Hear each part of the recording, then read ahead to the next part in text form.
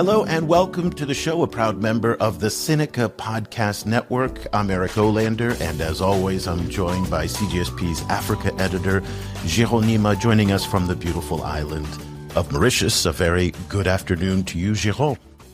Good afternoon, good evening, Eric. Well, we're going to talk today about critical minerals. I know this is a topic that we have been spending a lot of time on in the past few months, and it's because really this is at the center now of not only the U.S.-China competition, but also China's engagement with Germany, with Japan, with Canada, with Australia. Pretty much everywhere you go, critical minerals is the focus of what everybody wants to talk about. So it's so important to have these conversations at all facets of the supply chain. So we've talked a lot about the extraction. We've also talked a lot about the actual end batteries.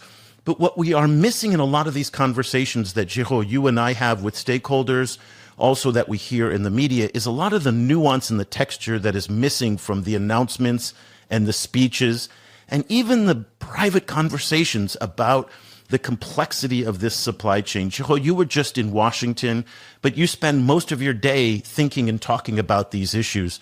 When you are speaking with people from Africa, but also from China, and then from across the G7 and the global West, when you have these conversations, do you feel like there is a full understanding of the ecosystem that's required to produce critical minerals that ends up in our electronics and in our phones and also in our cars, or are there big gaps in the knowledge?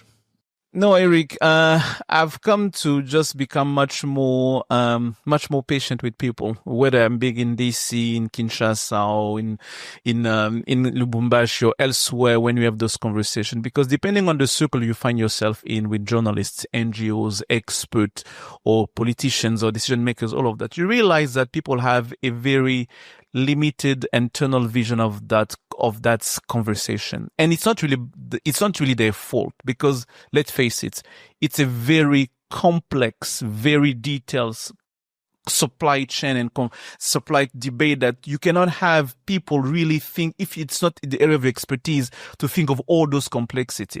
You'll speak with NGOs, they're going to stop to the human aspect of the supply chain, the violations, the impact, the environmental impact of it. You're going to speak with journalists, going to cover like all those big news, those big stories, those big, headlines, head-grabbing headlines, head-grabbing headlines and all that. You're going to speak with politicians. Being in Africa or being in DC or being in London is going to be about geopolitical advancement. How are you going to gain of that? What's policy we need to put in place? What element we need to put in place? You're going to speak with a mining executive. They're going to tell you about the challenges they face on the ground, the reality they face on the ground, the complexity. And they're going to tell you how policies coming from different countries are not aligned with industrial reality. And you're going to speak with experts, even expert like me. You're going to realize that, yes, we have also a certain tunnel vision of all of that. So when you realize how complex it is, you come to kind of understand and forgive people who have tunnel vision of this topic. But as I often tell people, you should not be. You first of all should acknowledge that you have a tunnel vision because it's limited, but you should not make it your tunnel vision as if this is everything that it is in this debate of critical mineral supply chain. You have to keep on learning. You have to keep on being acknowledged that, there are so many gaps that I don't have in understanding this debate. I have to keep on learning. But most of the time, what is frustrating is the fact that people do not learn. They do not come to the point to acknowledge that, I have limited understanding of that. And they tend to use their tunnel vision and understanding as the whole definition of what is the supply chain of critical minerals. It's basically the story with the elephant, and each person touching the part of the elephant, believing that the elephant is the tail, is the foot, is the trunk, and all of that. This is the kind of feeling I have when I have this conversation with people on this topic. Géraud, that is probably the best explanation of this issue that I've heard in a long time. So, and I think that's absolutely true. So in terms of filling the gaps in our knowledge, it's very difficult to do because, as you've talked about, everybody sees it from their perspective and there are disparate sources. So if you go to the mining websites, you're going to get that mining perspective. You go to the human rights websites, you get that human rights perspective.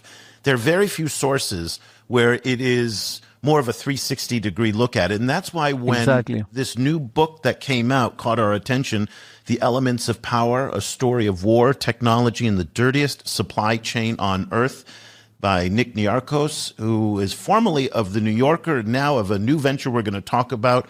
And this book is a very important book on the holistic view of this complex supply chain. And we're thrilled to have Nick join us very early in the morning from California. A very good morning to you, Nick, and congratulations on the book. Good morning, everyone. Thank you so much for having me. Well, it's great to have you. Géraud really laid it out very eloquently that this is a story that people see from whatever vantage that they're in. This is a story that is more complex than most people understand in terms of where do critical minerals come from?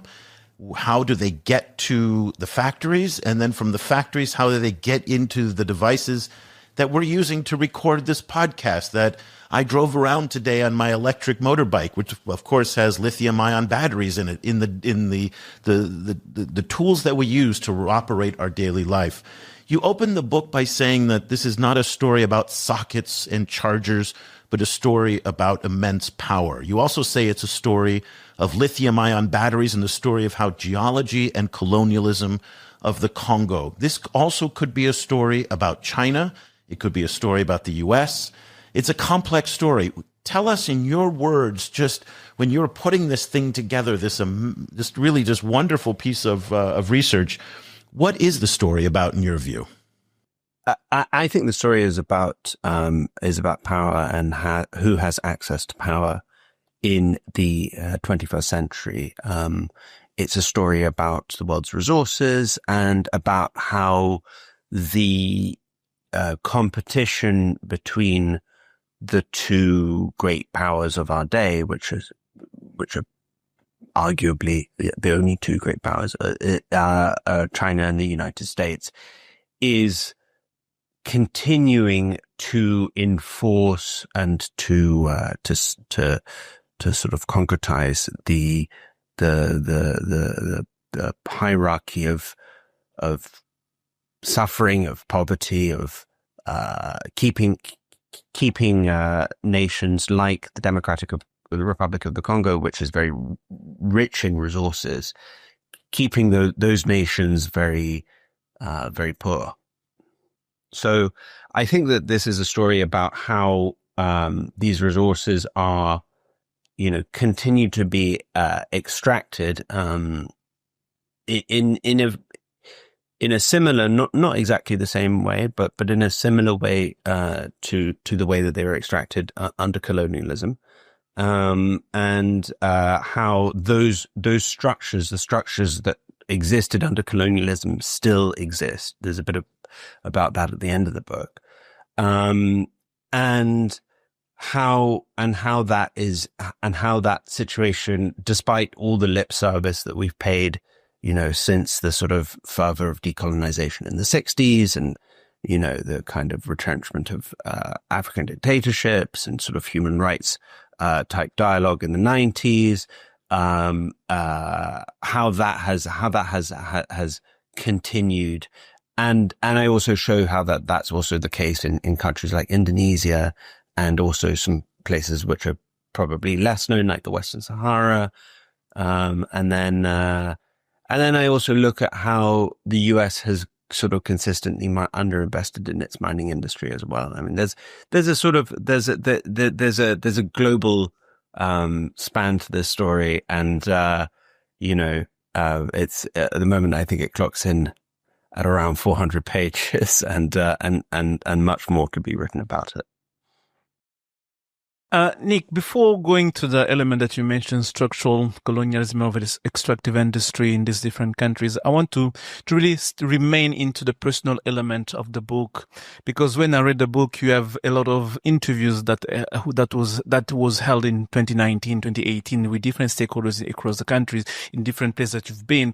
And I want to ask that personal question because when we talk about that book, that kind of story, in the context we find ourselves in geopolitical tension, people would believe that the book was written from a certain angle, from a certain perspective, also from a certain agenda. So, but when you look into our book, you realize that you started to have those conversations way before we started to have the high tensions, the high geopolitical element really becoming part of the conversation. So from that personal perspective, tell me, how did you get yourself into that story?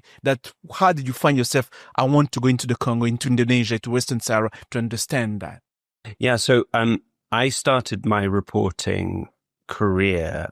I started writing for the New Yorker.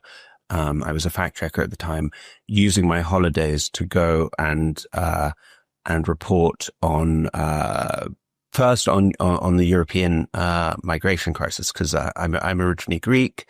And, so I would go back to Greece, and I would go to Lesbos, to Samos, to these islands. And oftentimes I met Congolese people coming across, and I remember the first time it was in a clinic in Athens, and there were people who were traumatized from war. There were people from the northeast, from Goma, from Bukavu, that kind of thing, and there were people who were very clearly coming for economic reasons, and they said, well, living there is worse than death. I can't get a job, that kind of thing. And the more I read about the DRC, the more I realized that it was this incredibly wealthy country. And so I asked myself, why are these people coming over into Europe if they're not, if they're from this place, which is so rich in resources? And, one of the things that got me very interested very early on was the story of Dan Gertler, which I'm sure you've he's the Israeli businessman who's yes. Yeah. Exactly. He's an Israeli businessman who kind of functioned as a sort of money man for Kabila, the former president of the DRC. And, he, was, sanctioned by the State Department just as I started getting interested in his story, which is, 2017. And I then saw that he, continued to be paid in euros, and I thought, wow, this is a really crazy story. And so that was the sort of context for my first trip down to the DRC. It was sort of Dan Gertler themed. But what I saw when I went down there was the artisanal mines. I read about, I heard a lot about Alex Hamza of Bazanour. And I realized, I heard about all the different companies, ERG, so on, that were investing. I realized it was a much, much bigger ecosystem. And so then I went on Amazon and I looked for a book to understand all of this, and there was no such book. There was a book on coltan, there was a book on, the extractive industries in the Northeast, but definitely not in Katanga. And the sort of the most recent things that I could find were about, les affreux and the kind of mercenaries of Katanga in the 1960s and the secession and so on. So I started getting immersed in that history. And I realized that kind of history was in many ways repeating itself or sort of stuck in this cycle. And I also realized that it was a geopolitical game between China and the US. And you saw that kind of on the street coming into Kolwezi, which is the big mining town in southern DRC. You saw these comptoirs with these places where people were buying artisanal cobalt and they were trading it. And there were these Chinese traders kind of sitting behind these wire screens. And then you had the creuseurs coming, which are the artisanal miners coming, and they were, selling their cobalt. And I thought, wow, this is the sharp end of what we're talking about, China and Africa. So I realized it was a really interesting ecosystem. And yeah, I did a lot of work in 2019, and then I went back in 22 as well. Let's talk a little bit about this artisanal mining issue before we get into the Chinese. And I do want to spend most of our conversation talking about the Chinese because it's such a central part of this story. But the artisanal mining is the issue that a lot of people get their head focused on. In Washington, it's called about blood minerals. The artisanal is also where that's because it's involving children who are mining and families who are mining in there. It accounts for about 20% of the cobalt supply chain, best estimates. Is that right, Géraud? Still about 20% is what people think it is? Still about 20%, even though some people dispute that number. And that number is still being disputed in so many ways. But 20%, it's 70 to still 20% will be then, a sizable portion of it. Maybe, Nick, you spent some time looking at this up front, trying to explain it in the book. Tell us about the role that children and the artisanal mining part of it and this informal mining sector and how that bolts onto this massive industrial mines that are run by Glencore, Zijin Mining, CMOC Group, these big, huge multi-billion-dollar companies. How do these two coexist so we understand the mechanics in a place like the DRC? Yeah, I mean, that's an interesting question about the 20% as well, because now, of course, they have said that they're banning artisanal mining, but there's still a lot of supply going out and so on. So who knows what the number is right now today. And I think it shifts continuously. And I think it shifts with the price of cobalt, with the price of copper. So that's also a really, really important factor.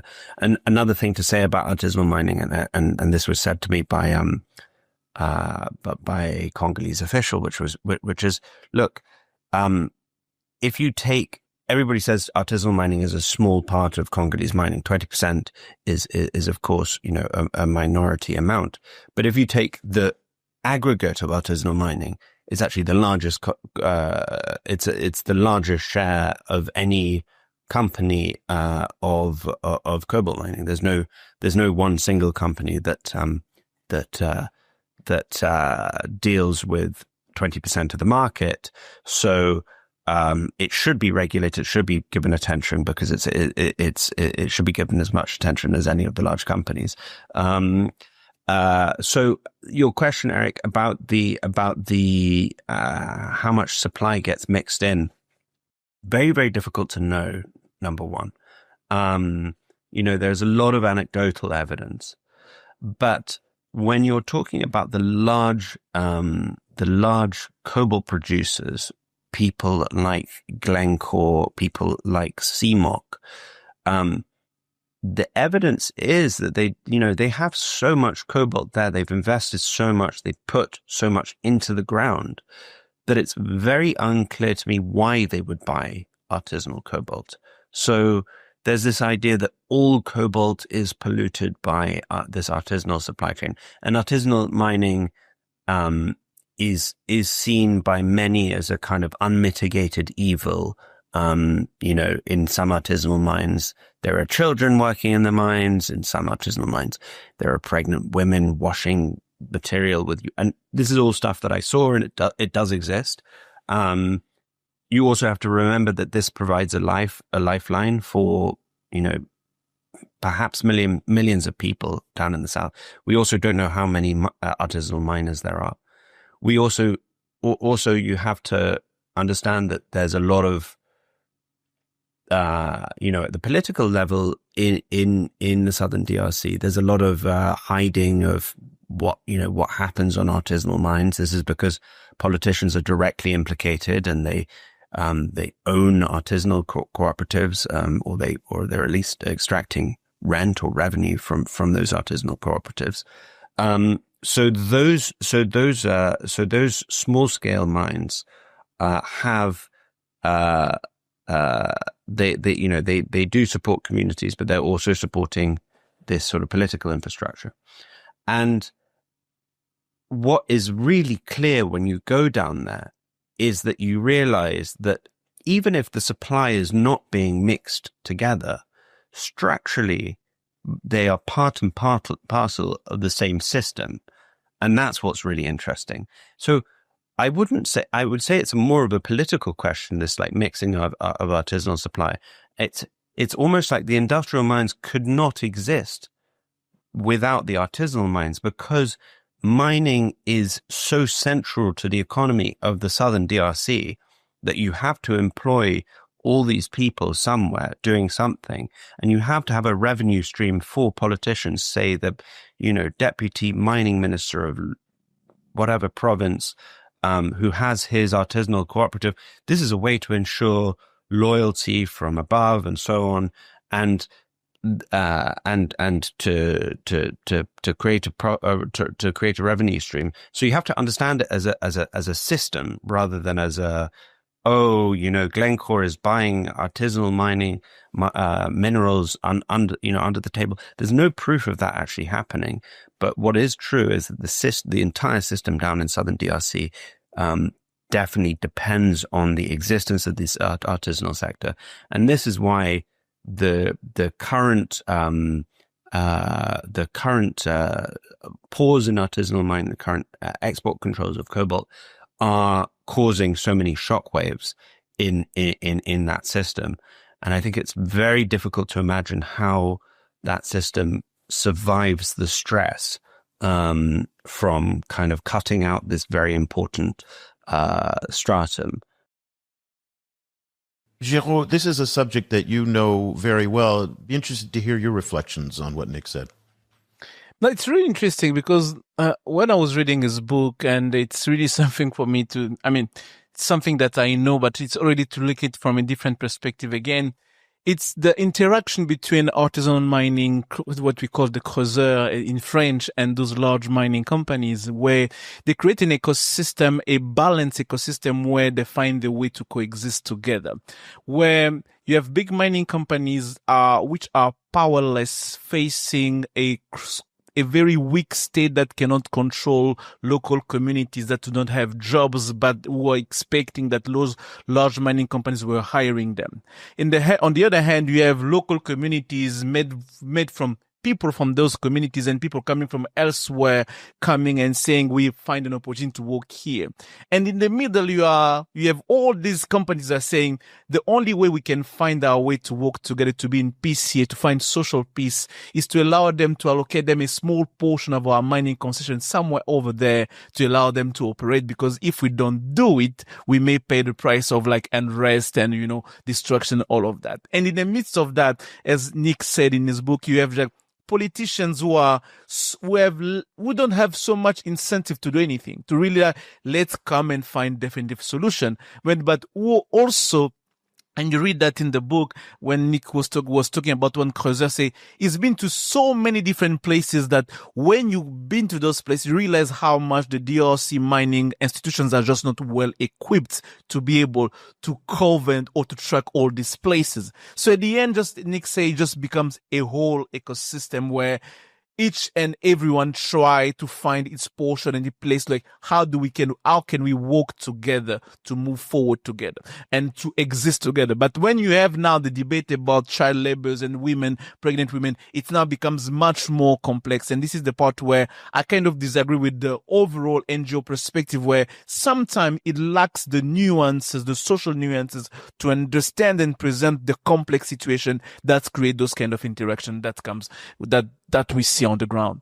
I'd like to turn our attention now to the role that the Chinese have played in this. Again, Nick, if your publisher said, listen, we want to sell a lot of books because everybody's talking about China today, let's make this about the China mining history, you could have gotten away with it, given how much China's history in all of this is central to the story that you told.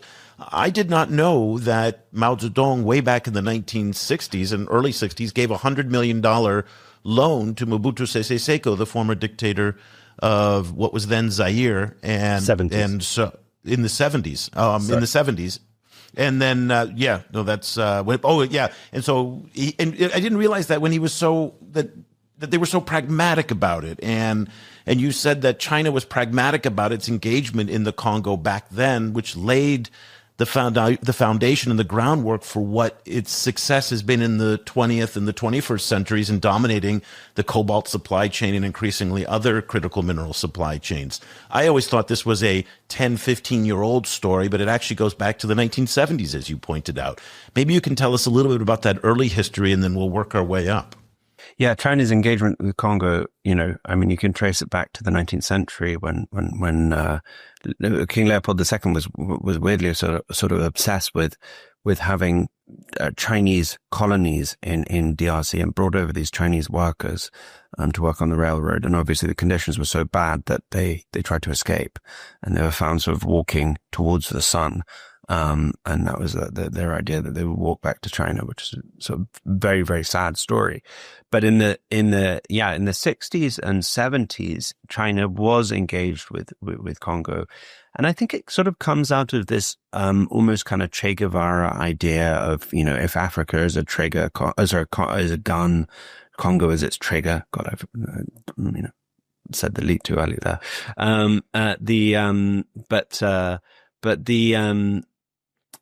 The history of China has had a long history of engagement with Congo, and they've had a long history of having their fingers burnt. I mean, there's many stories about factories that they sponsored under the Mobutu era where everything was just stolen and so on. That's not to say that other powers, the US as well, and various other places have had exactly the same experience. But what happens is, in the, and they build the big stadium, the what was called the Camagnola Stadium, and then it was the Stade des Martyrs. They built the Parliament building. They built, so there's a lot of Chinese investment in the DRC during the Mobutu period, and to the extent that Mobutu sort of styles himself on a kind of Maoist leader at certain points, and everybody calls each other citoyen, which means citizen. And so there is a considerable engagement at that time. China, at the beginning starts funding Marxist rebels, and then funds and then switches and funds this hyper sort of corrupt kleptocrat, essentially. And I think that's basically the extent of China's early support for India. But it was a little bit of a surprise, though, because the assumption was that Mobutu was always a proxy of the Americans, and he was a product of the Americans. And with the CIA, complicit in the demise of Patrice Lumumba and the rise of Mobutu. So to hear that Mobutu was also engaged with the Chinese so deeply, and the Chinese were very pragmatic about that relationship, knowing that Mobutu was engaging with the Americans back then, but Mao seemed to look the other way, or saw the cobalt or some other objectives in mind. That surprised me. But let me add something else to it that people sometimes they tend to forget. China's influence into DRC in Zaïre's politics has been really deep that people realize under Mobutu. I'm going to take you an example. Under Mobutu, the single party, the MPR, had that specific clue, what you call abacos, that it's not really a suit, it's a kind of suit mixed with Chinese style. That was basically inspired by Mobutu stripped after seeing Mao. He came back. He said, you know what? There's not going to be Western suit. We're all going to wear abacos. That was really the style. You go to different places. The single party system, for example, the way it was structured, it was really inspired by China's CCP structure. The way Mobutu was building, for example, his own residence was also, you had Chinese style kind of big residence in Guadeloupe in the north DRC, in Kinshasa as well, in Sele. You have all those China looking kind of situation, looking kind of element into the political system that Mobutu took from China and really put it back in the DRC. And that was really interesting, but because Mobutu was on one hand using that element, that China element, to say we're going to use our own identity. And when you think of it, you realize that it echoes a lot with what we hear today with Xi Jinping, with China CCP. Like, we have to find our own identity, our own style. At the same time, externally portraying himself, I'm a friend of the West. I can balance, I can help you, attack here and there, different known, all those USSR ally here. But internally, he's presenting himself as, we are ready to look east for getting inspiration. So China influence in DRC, Zaire politics has been quite present and not really that subtle, but the way Mobutu protected himself, so many tend to forget that, yes, he got a lot of political inspiration from China. Yeah. And just to also talk about that, the CIA and so on, you also have to look at it in the context of the Sino-Soviet split. I mean, whether, the Russians did not seem to be involved. I mean, the Soviet Union had basically, since the era of Patrice Lumumba, had left Congo kind of alone in many ways, even when the Simba rebels were coming. So these are these rebels who were southern separatists from Katanga. They were threatening the southern mining areas, and they were trained by Cuban sort of leftists in Angola during the time of the Angolan Civil War. It seems as if the Soviets definitely traded on that knowledge, knowing that they were going to invade these cobalt areas, and seem to have made quite a lot of money in 1978 and well, 78 and 79. And the Soviets were still kind of very hands off at that point. The Cubans are obviously much more involved. The Chinese, however, seem to be apolitical and not really making any political demands of Mobutu, which is interesting because the whole premise of Chinese aid to Africa was ideological. It was outlined in a 1964 speech by Xu Enlai, which is still referenced when you talk to Chinese people today. We have this program to help Africa, and it was this sort of quite paternalistic way that they speak about it. But this rubric was very soon forgotten in the DRC. Where they went and supported Mobutu, who was very, very clearly not in line with their development goals or whatever you would call them. Now, parallel to all of this happening, you also start writing about the creation of the first lithium ion batteries that started in Japan, and then this tiny no-name company called Build Your Dreams, BYD, started as a battery company. The Sony, though, was most famous for initially pioneering this you talk about, but it started to raise the profile of rechargeable energy and devices that could use it. And so this prompts the Chinese to start looking for sourcing, especially as BYD, you talk about, surpasses Sony in its capacity. Let's fast forward a little bit, again, staying with the Chinese theme, staying in the Congo, simply because this is a major part of the story. We could spend as much time talking about what the Chinese did in Indonesia and other parts of the world, but Congo is where we are right now. And two Chinese state-owned companies come to the Congolese around 2006, 2007, and want to create this massive copper cobalt deal that becomes the sycamines deal, and what many people called the deal of the century. And this was a pioneering deal both because of its size, huge. It started, I think, at 9 billion and then eventually came down to 6 billion, but also because there was this whole infrastructure piece tied to it. Tell us a little bit about the origins of the deal of the century and the sycamines deal. Well, the deal of the century also has to be seen in the context of Kabila and the former president. I mean, the former president, Kabila, was at the beginning a Marxist rebel, a sort of Maoist-inspired rebel. And he always had close ties to China. I mean, his son, Joseph, went for military training in China. But when he had seized power from Mobutu, they toppled Mobutu in 1997. They were looking for investment, and they essentially went on a kind of roadshow. And China, this coincided with a period of China looking to the rest of the world, China going out into the rest of the world. You have to remember that China until the 90s was quite a hermetic place. Despite the investment in Congo in the 70s and 80s,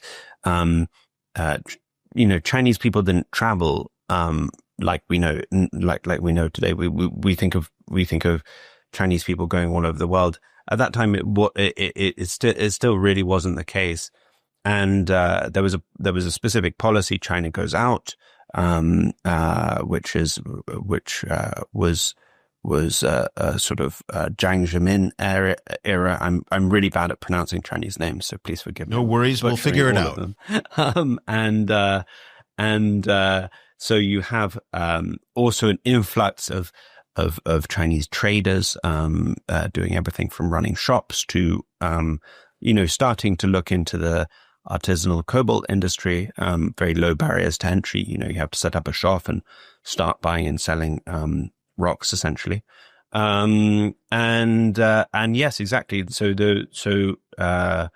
China, two big Chinese companies go to the president and say, look, we would like to be involved in this deal. It's not just the state-owned companies. There's also Huayo Cobalt is involved, which is this small at the time cobalt processing company, which was started in basically in a shed in somebody's backyard, and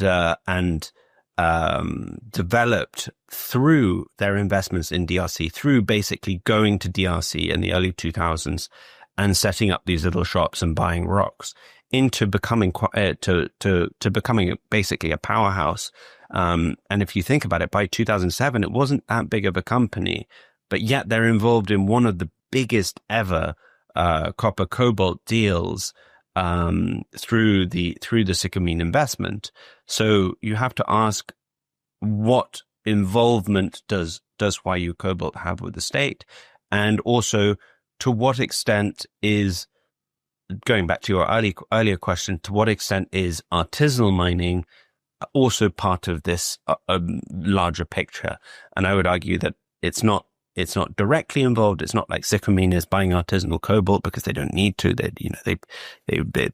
They're sending in these huge trucks and digging machines and all these things.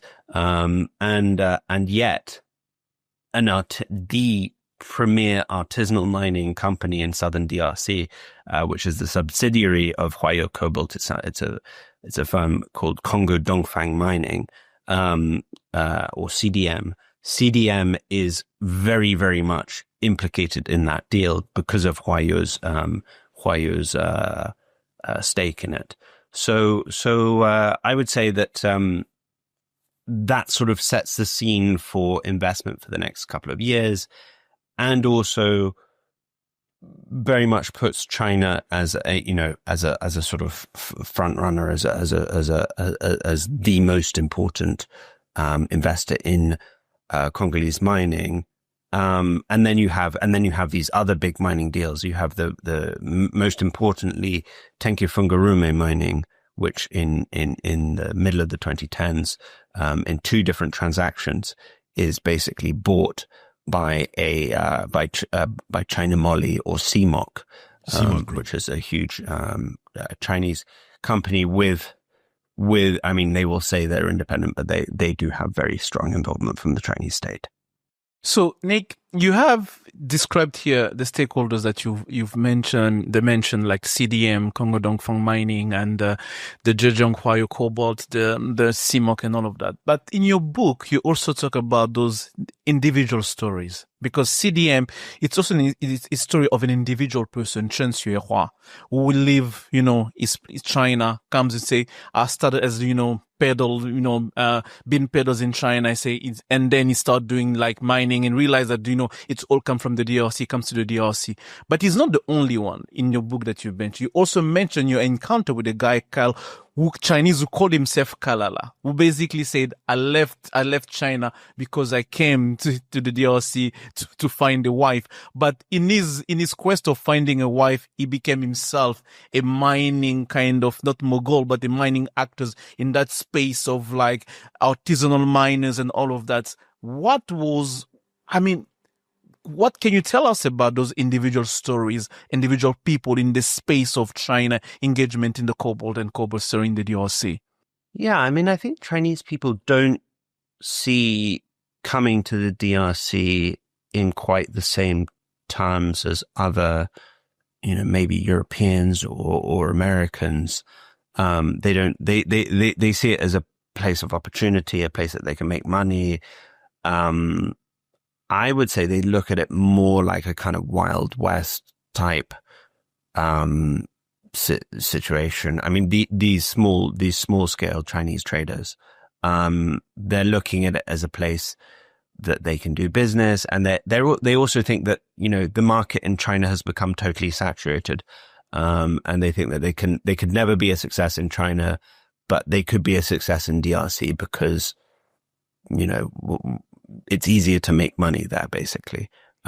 This goes back, actually, it's quite interesting. If you look at Frantz Fanon, the post-colonial scholar from Martinique, who was very implicated in the decolonization arguments of the 1960s. I mean, he talks about, it's almost as if, almost like Donald Trump saying, Mexico is not sending its best people to the US. This was a big, an important part of post-colonial or decolonial rhetoric, which was the best people from Europe are not coming to Africa to run the colonies, and in many ways, this is something that's being very much repeated, and this is also something that you were talking about these small Chinese traders. This is what Congolese people will call les petits Chinois. The small and Chinese. You mentioned that in the book, Yeah. the good Chinese and the bad Chinese, the small Chinese, as it was really reflecting, like, you have the big companies, the good ones, and you have also the small ones somehow would not play well with the local stakeholders on the ground. Yeah, I mean, I think that these, it's, again, you can't disaggregate the small traders from the large traders, because again, it is part of this greater system. However, yes, the small ones do get a lot of, they don't get a lot of love from the local population, let's put it that way. This is, it's really interesting because, you have almost like two mentalities coming to DRC. And I think what Washington gets wrong about it is that they look at these, especially these small Chinese traders coming to the DRC and say, oh, well, there's a wave of Chinese people this plays into these, tropes of yellow peril and all these things that are very present in the US discourse. But they think that waves of people are being sent by China to take. It's not true. These people are like small time Chinese traders. Yes, there's a sort of stimulus. There's an impetus to go there because the Chinese government has set these quotas, and they want to build electric vehicle factories. They want to get these minerals. So yes, there's very much an impetus to go there. But these people are going there of their own will. They're kind of, again, Wild West for me is the best metaphor for these people. And then on the other side, you have the big Chinese companies. You have the CMOCs of this world, which are going there very much at the direction of the Chinese Communist Party. Yeah. You had a conversation with Moises Katumbi, who is very well known. He is the former governor of Katanga province. Katanga is this mineral rich, just a basket of every resource you could possibly imagine is in the ground there. And he's very, very powerful. He told you, he said, behind every thief is a Chinese, and behind every Chinese, there is a politician. There is a politician. And I thought that was absolutely fascinating. It speaks to a lot of the distrust that you found and that you heard from stakeholders like Katumbi about the distrust that exists between the Chinese who are at all levels, and just the relationship is a fraught one. Tell us a little bit more about how this relationship plays out in everyday life when you see it in places like Kolwezi and other places in Katanga province. Yeah, I mean, there's a reason that the Chinese are trading the ore from behind metal bars and wire in these wire cages, is because they are often attacked by the artisanal miners who see them as undercutting them on prices or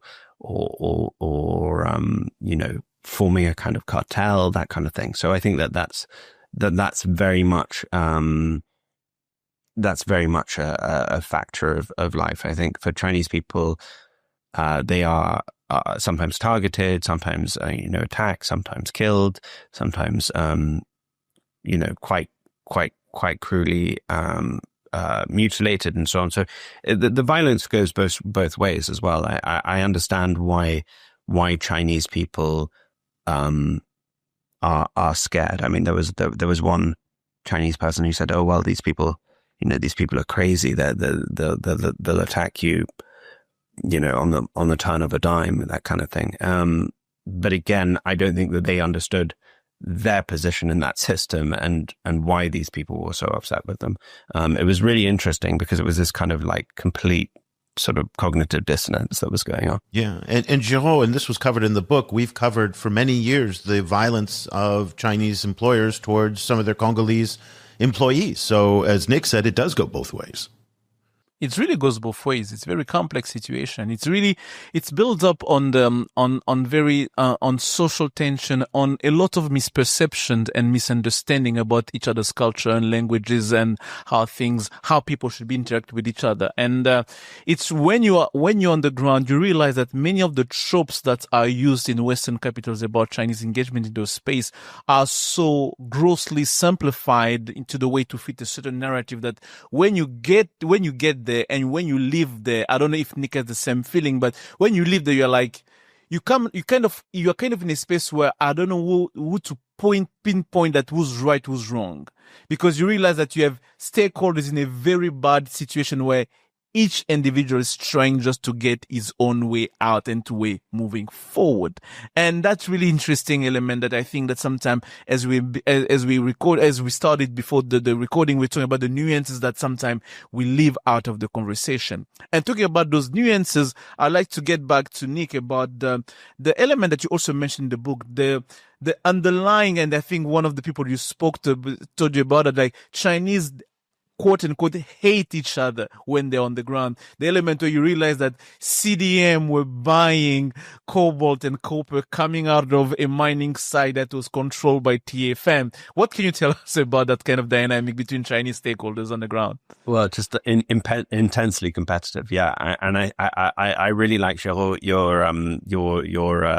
your idea of everybody's just trying to get out and they're like all stuck in the system which is just like really, really difficult. And it's true. I mean, when you speak to the Chinese people there, they're just like exhausted. They're like, how can I deal with this like kind of thing? And you're like, okay, the way that we understand it is that these like Chinese overlords are coming in. It's like, oh no, actually they're just responding in like bad ways to a bad system. And I think that, again, this is the point of the book, is that the system of, battery,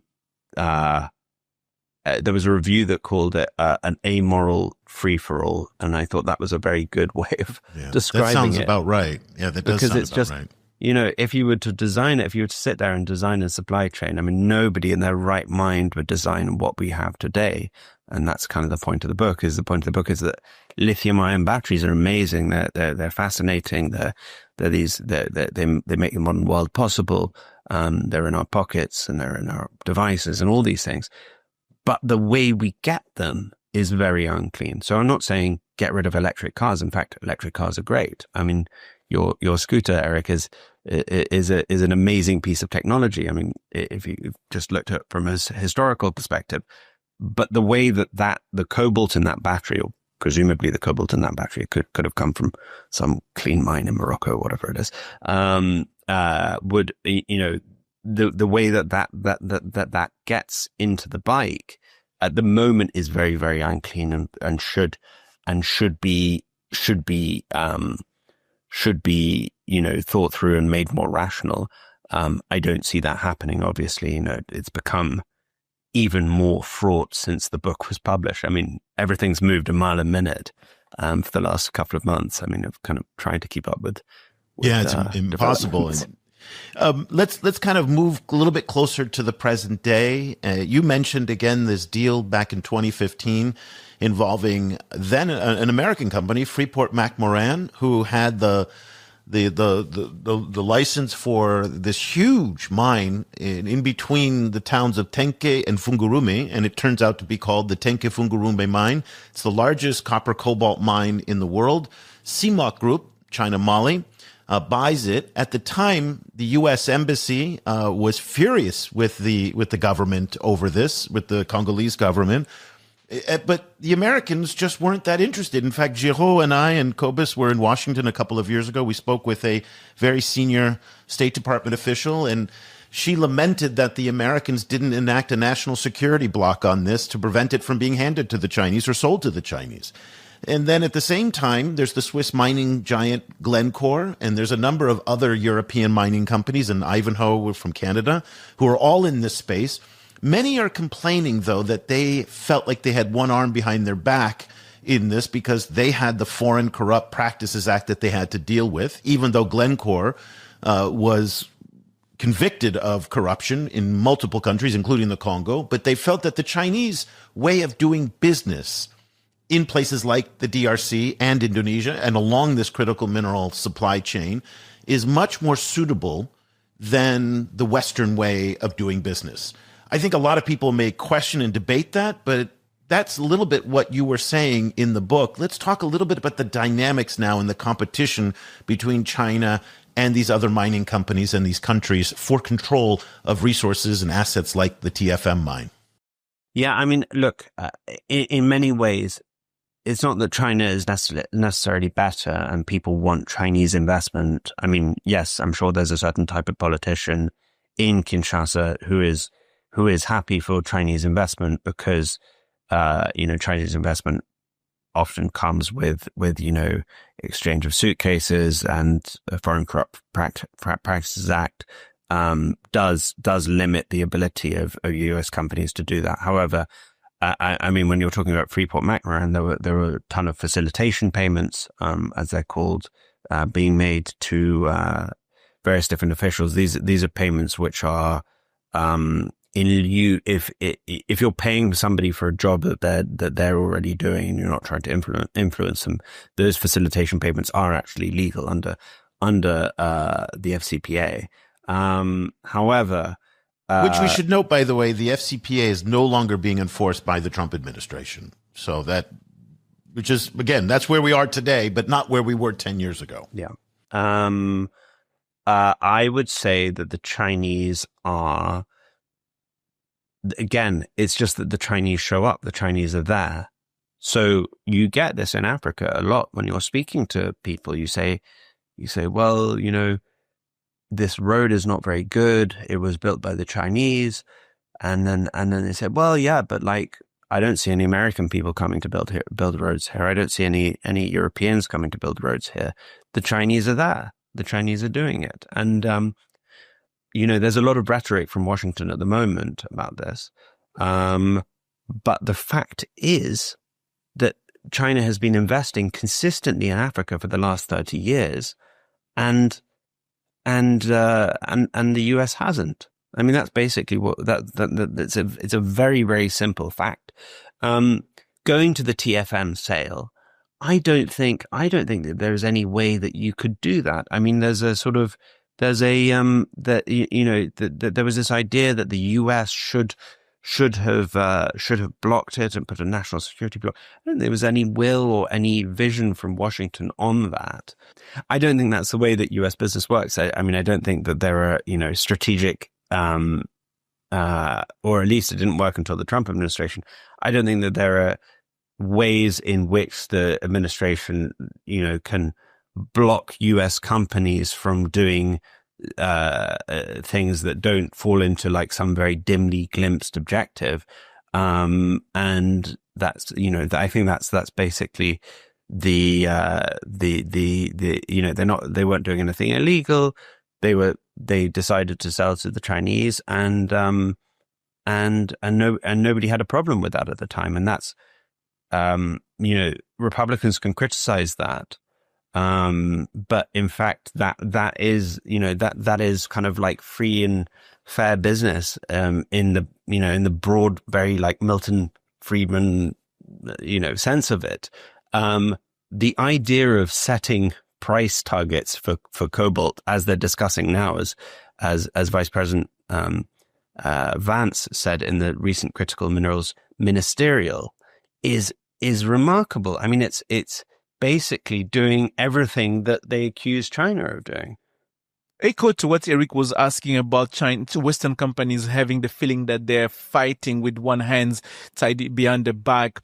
You in the book you spoke with the one KCC executive was telling the Chinese they've ways they know how to manage this environment. So in your conversation with different Chinese stakeholders, have you had the feeling that they were aware of the advantage they got over the Western competitors, or they were just like, we're just doing whatever we can to ourselves to move forward and without having that competition mindset? Or they were just like, yeah, we know that we have an edge over them? I mean, I would say that everybody thinks that they bring their own certain edge to these discussions. I think that, the FCPA, for example, which we were just talking about, it's not a perfect piece of legislation, but it also gives a kind of, I want to say a sort of moral weight to those kinds of investments. It's sort of, people were saying at the time, well, we like, Ivanhoe or Ivanhoe. They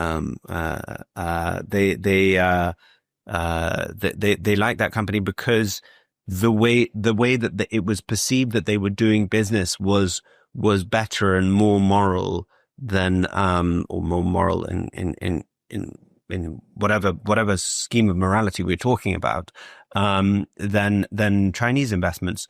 So there is a benefit to investing, in a way that's ethical.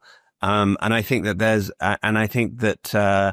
that this kind of, take no prisoners, do whatever it takes sort of attitude that is exemplified by certain, especially Chinese businesses, but other businesses as well. I mean, there are plenty of other, examples of South African, Israeli, whatever companies in the DRC and US companies as well, that have behaved poorly.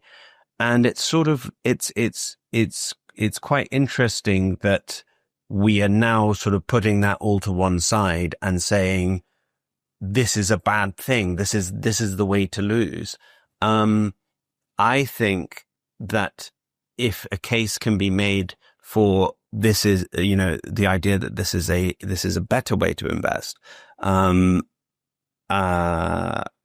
think that people on the ground will like it more. And I mean, there's a reason that people are being attacked on those Chinese concessions. There's a reason that there's a dislike of Chinese investment, and it is precisely because it is seen to be corrupt and it's seen to be exploitative. So why should everybody else lower themselves to this very low standard? Which is, of course, what we've done. Absolutely. And should we not be looking for more lasting investments in a country, which has a history of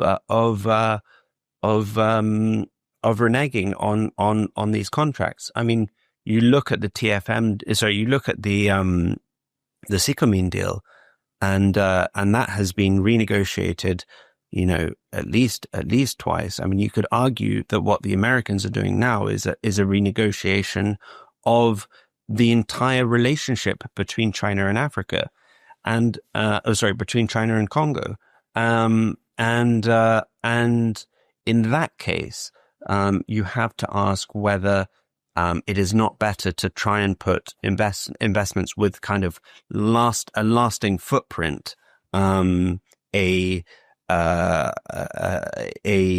perception that they're doing sort of morally better things,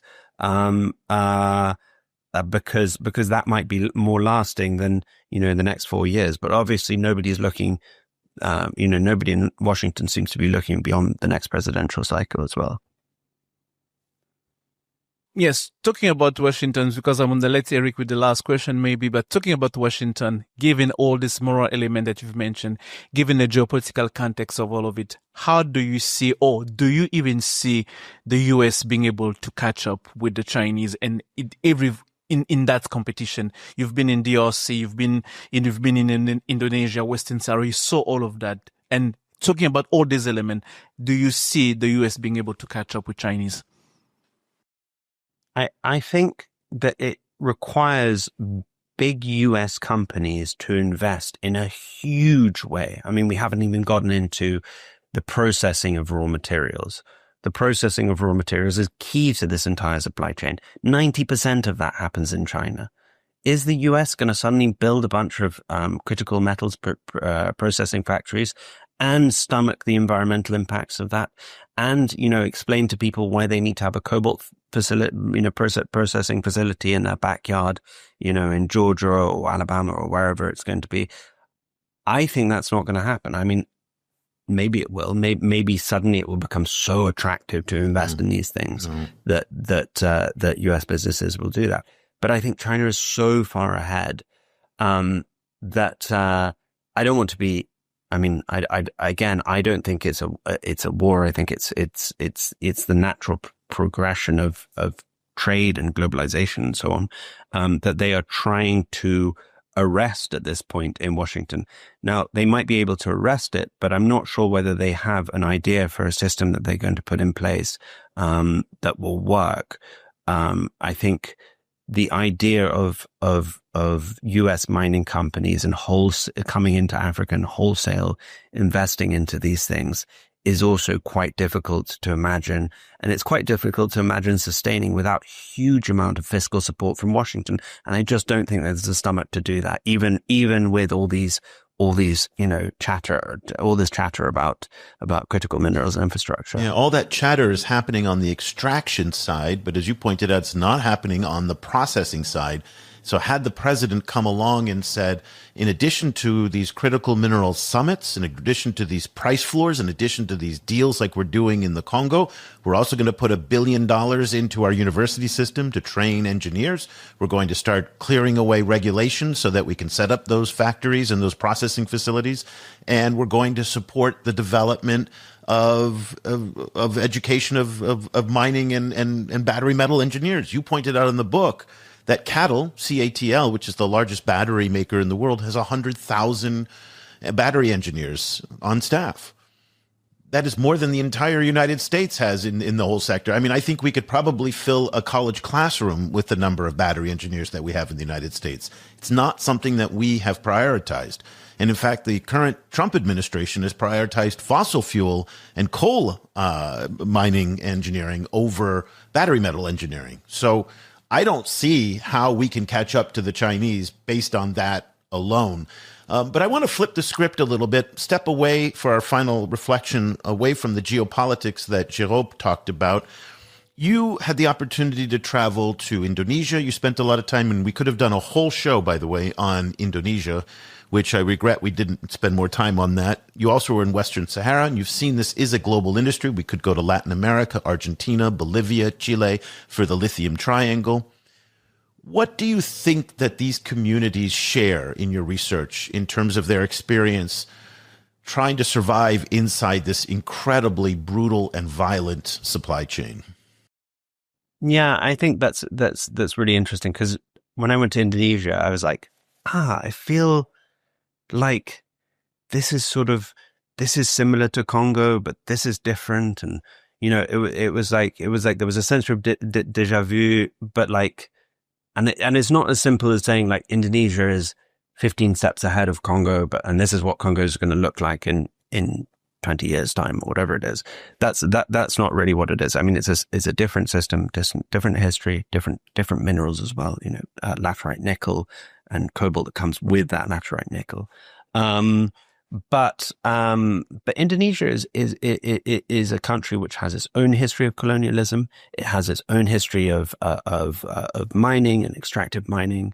And what was really interesting there was that just the way that China has basically created these kind of encampments and these kind of special, almost, I mean, they're basically like little cities, to extract minerals in different places. And there it actually feels almost more, colonial, perhaps with a small c, than in Congo. Of course, China has a very, very long history of Chinese people living in Indonesia. So what you see there is complete Chinese dominance over the industry, and the Indonesians have tried to set price floors, and they've tried to ban the exporting of raw materials, and they've done that with some success. And to many Congolese as well, this has been an inspiration. Funny enough, I mean the export controls is a really, really prominent part of current Congolese discourse, and I think that is very much modeled on the Indonesian system. That said, China continues to dominate in Indonesia, and it's very unclear that is benefiting everybody on the ground, because especially in these mining zones, there are incredible levels of pollution. You see these seas that have been turned red because of the pumping of waste into the sea. You see these massive smokestacks which are pumping out coal fumes, because laterite nickel is very difficult to process.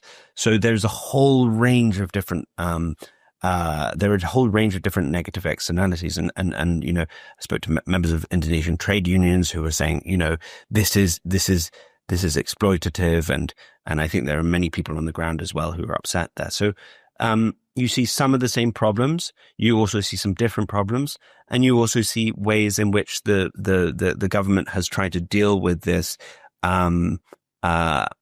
effectively, and also, I mean, it's effective on the kind of small scale, but when you look at the larger scale, China has completely dominated those industries. The book is The Elements of Power, a story of war, technology, and the dirtiest supply chain on Earth.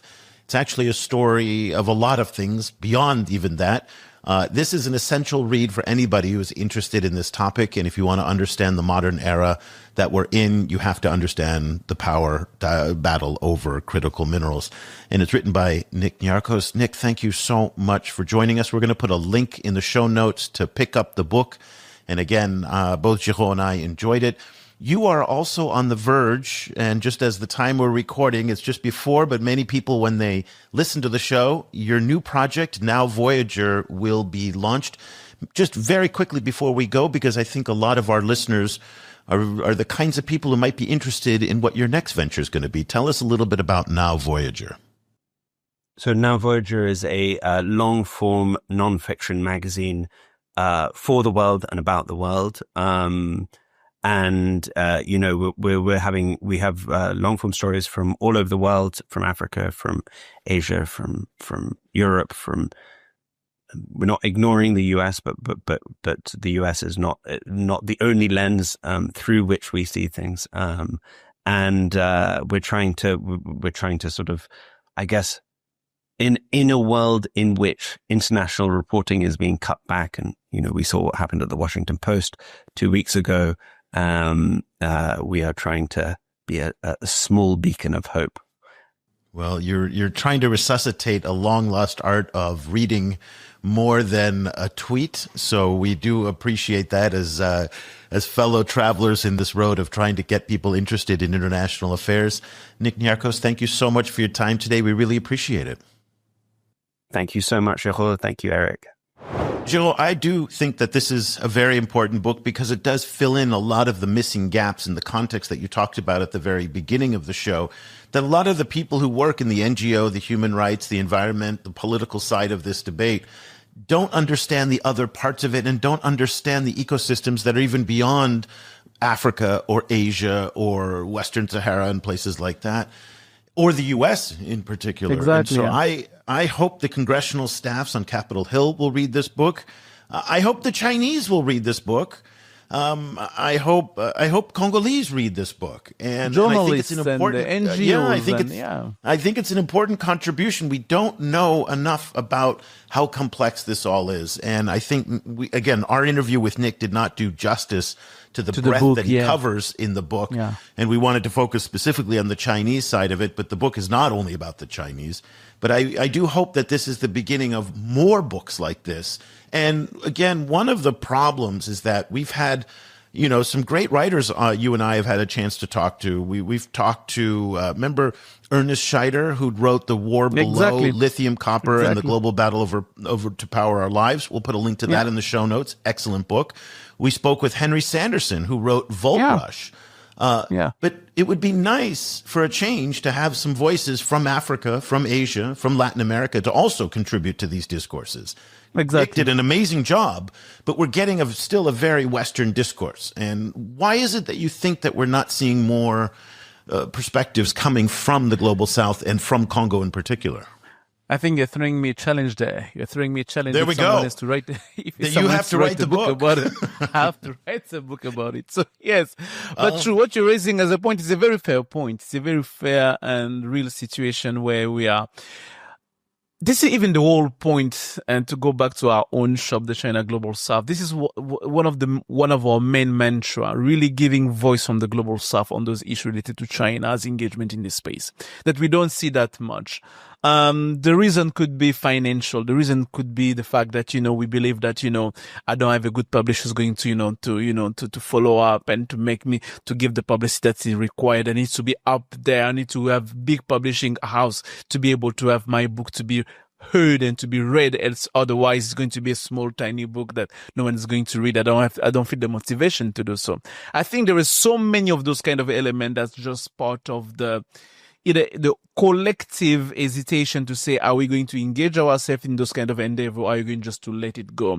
And I believe that we have to pick up the mantra and start to write the story from our own perspective, to tell the story of what's really happening, the way things are happening, with all the nuances, with all the context that comes with those kind of stories. And something I really loved about this book is, like, as I said in the question, in the conversation, you walk away from this book in the idea, like, I don't know if anyone is wrong or anyone is right, I just have like a picture of a very bad situation in a very bad governance environment where just people are trying to get by and just create a total mess that needs to be addressed. And I think this is the real story of the supply chain of critical minerals around the world.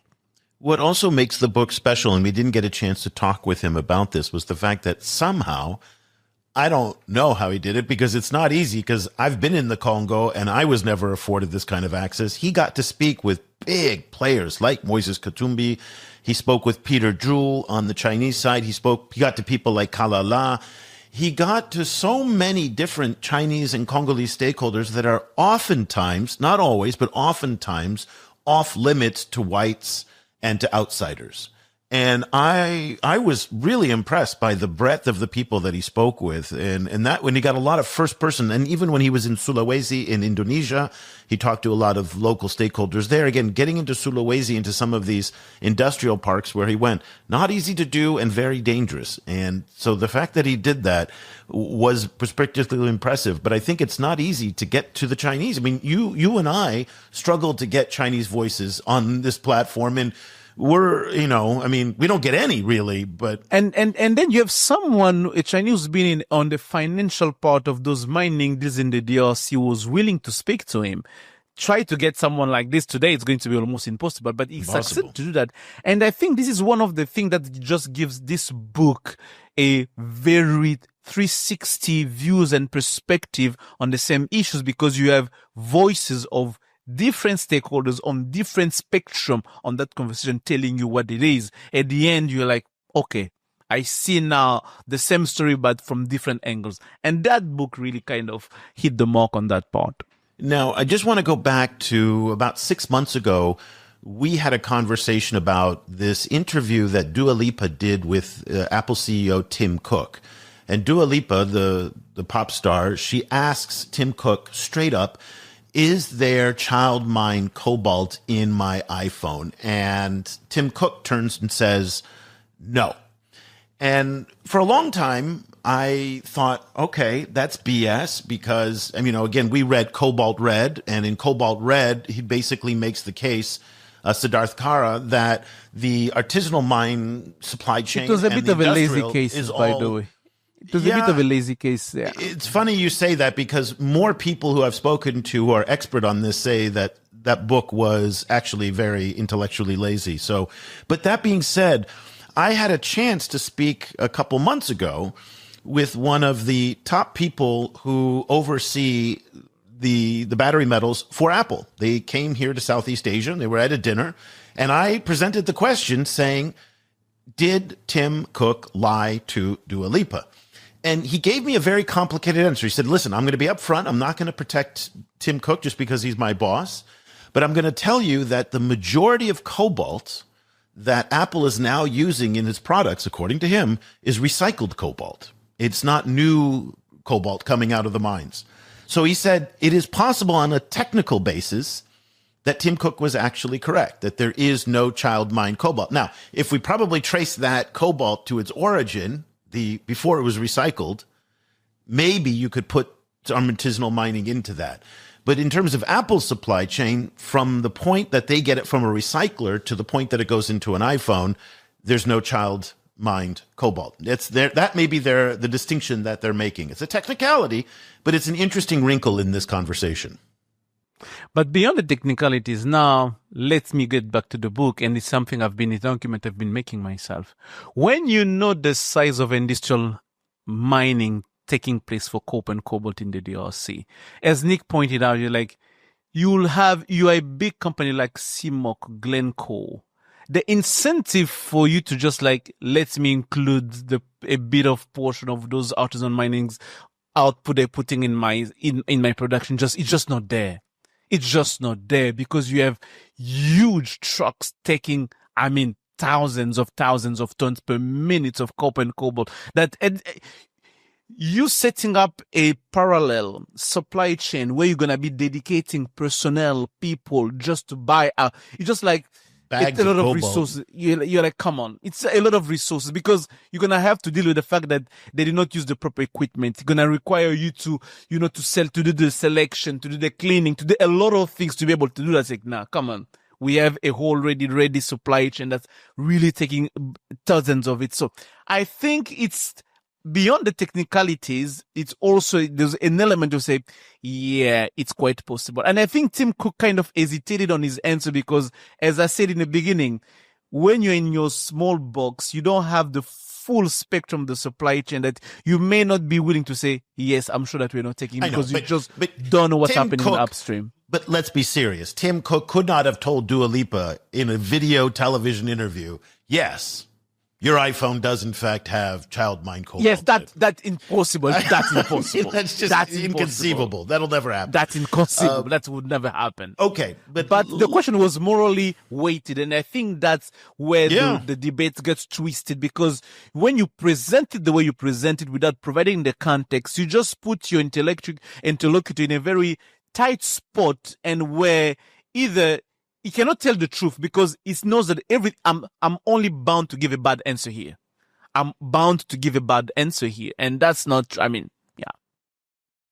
Here's why the United States is going to fail in its effort to catch up with the Chinese on critical minerals. And I cannot be more clear about this because we've seen this movie before, and here we are again. The United States will say, we're going to pivot to Asia. And then it gets bogged down in Afghanistan. The United States says we're going to take on China and it gets bogged down in the global war on terror. Now, here we are, 1 year into the Trump presidency when they said the most important thing for the United States is to confront the Chinese on critical mineral supply chains and artificial intelligence. And guess what? We're now getting bogged down in yet another Mideast war. Because at the end of the day, what people don't understand is that even in the White House, there's only so much attention that people can have. There's still only 24 hours a day. The president is only focused, this president's only focused for a few hours of the day. His staff is only focused, and now they're going to be consumed with this war in the Middle East. And so all of these critical mineral summits and all these critical mineral deals and all of it goes to the wayside. Okay. And this is very interesting because I spoke with a Chinese foreign relations scholar last week, and he said to me, I was asking him about Latin America, and I said, are you worried? I mean, they're putting pressure on Peru. They're putting pressure on Chile. They're putting pressure on Panama. They're putting pressure on Venezuela. They're coming after Colombia. They want to squeeze you out of Latin America. Are you nervous? He said, I'll be nervous in 2 years if they can keep it up. He says, but I don't think they have the staying power to keep it up. And I think there's something to that. And I think what we have seen now with this latest war that was a war of choice, just like in 2003 with Iraq. I mean, we know how this story is going to end. We're going to be $3, $4, $5 trillion later, 20 years down the road, and we're still going to be bogged down in this thing in the Mideast. And I think in the meantime, the Chinese could not be happier about this. And there was a piece that was published yesterday talking about it, saying that China's strategy is just now to wait. They don't need to just have to wait, sit down and wait, let the US Let's see what happens. Straight to the wall. That's what this professor was telling me. Let's just sit and wait. So I have a feeling, I think, and also just keep what he talked about in the book. The Chinese will keep showing up in the Congo. The Chinese will keep processing stuff in the Congo. They're going to keep expanding their processing and their mining, and they're just going to be steady as we go while the Americans get distracted again. There. So that's my take on it. We'll see. Let's talk in 2 years. I might be completely wrong. But I'm not going to be wrong on the fact that the U.S. is not investing in building mining engineers and processing and reforming the environmental laws. None of that is happening. So let's leave the conversation there. Thank you so much, Géraud, for all of your insights and your time on this. Listen, everybody's going to be looking at our site very soon. When are we going to have our 2025 cobalt data coming out? We've got the 24, the 23, the 22. Any view on when we're going to get the new cobalt data? We've already started doing the collection of data, and hopefully we are March 2nd today, the moment we're recording. Hopefully by March, the end of March this month, we're going to have our 2025 data. And what people should know that for this time, we are also putting resources to update the information on Artisan mining site. We spoke about it a lot talking about this book. So we're going to have element of artisan mining, artisan mining in cobalt in the DRC. And I'm also going to tell our viewers, once we do that, we're going to have a series mid-April, last week of April. We're going to have a series of what we call CGSP Forum. We're going to talk about Chinese footprint in the critical minerals in Africa, Chinese footprint in the copper and cobalt in the DRC. We're going to have all this conversation, and we're going to have the expert who contributed to write those reports. And it's going to be an opportunity to know about what China does in Namibia, in Zimbabwe, in Zambia, in Mali, in the DRC, and elsewhere. And we'll make one point that the experts that will be writing this and the experts who will be participating in these CGSP forums will be all African. So we get those African voices that's there. Okay, Géraud, something to look forward to. Thank you very much for staying up with us. And if you would like to follow the great work that Géraud and the team around the world are doing, again, to center these voices from the global south into the conversation about critical mineral mining, great power competition, the war in Iran right now, that's what we do at CGSP. And in fact, we are pretty much the only ones doing it. Géraud does it in French, Maria in Lima does it in Spanish, and we have a great team of people doing it in English. And so we hope that you would like to join our community and support the work that we're doing. Go to ChinaGlobalSouth.com/subscribe. And don't forget, if you are a student or a teacher, email me, Eric@ChinaGlobalSouth.com, and I will send you half-off links. So Géraud, Cobus, and I will be back again next week with another edition of the show, both the China Global South podcast and the China in Africa podcast. On behalf of Géraud, I'm Eric Olander. Thank you so much for listening and for watching.